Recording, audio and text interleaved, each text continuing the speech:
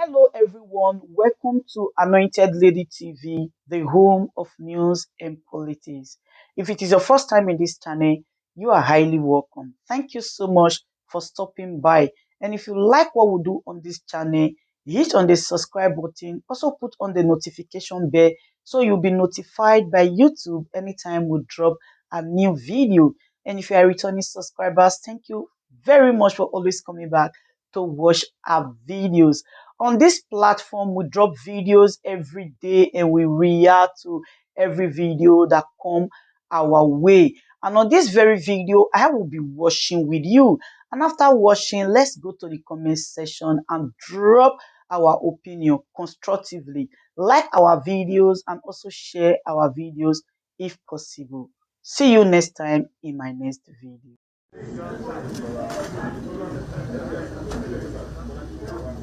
Guests arriving for the fundraiser, beautifully dressed, they walk into the equally beautifully decorated hall. Before the commencement of the main event, a cocktail with music to spice, while the old boys of Igbobi College and their guests unwind and network.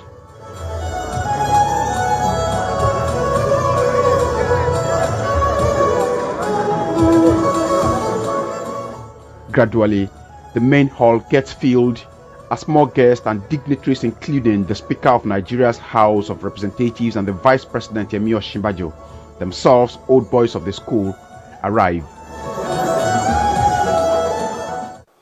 Today marks an important watershed in the history of our dear alma mater, Igbobi College, as we gathered to make an audacious bid to raise a princely sum of 1 billion naira in a determined drive to contribute her humble quota to the infrastructural and academic development of the great college that laid foundation of whatever we are today.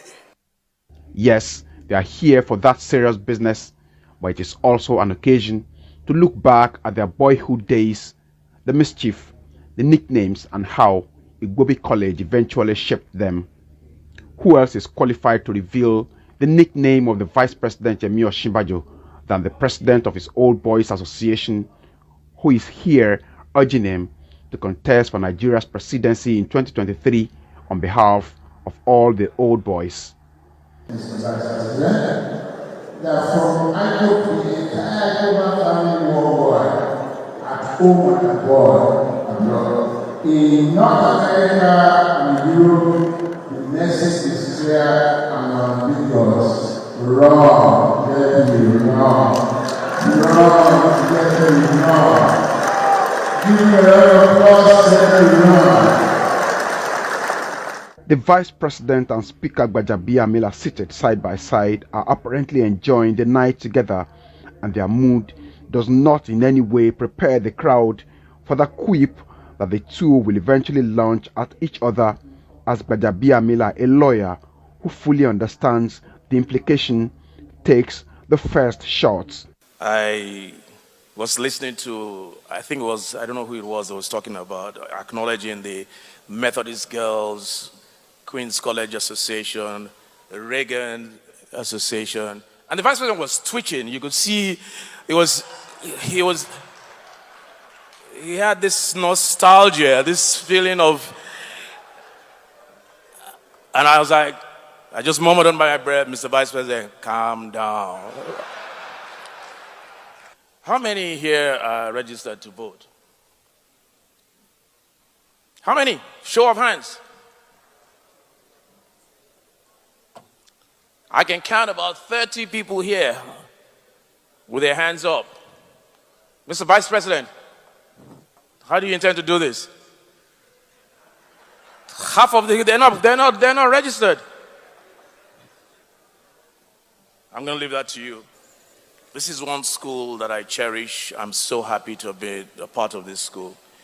In Igbobi, I had met a potpourri of different types of people. They had slim, fat, tall, vertically challenged. No, Mr. Vice President, not you. Be sure that Osibanjo himself, a professor of law, will not go without taking what I call a judicial notice of such jibe, though he admits Speaker Gbajabiamila has a saving grace for the night. The Right Honourable Speaker of the House of Representatives, the Honourable Femi Gbajabiamila, and his lovely wife, my sister, Mrs. Salamatu Gbajabiamila, who is your savior today, Femi. You know, as I heard the Right Honourable Speaker tearing me apart, the only nostalgia I felt was that, well, think of the good old days. I was in Form 5, he was in Form 1. I mean, think what I could have made of him on a night like this back there in Igbobi.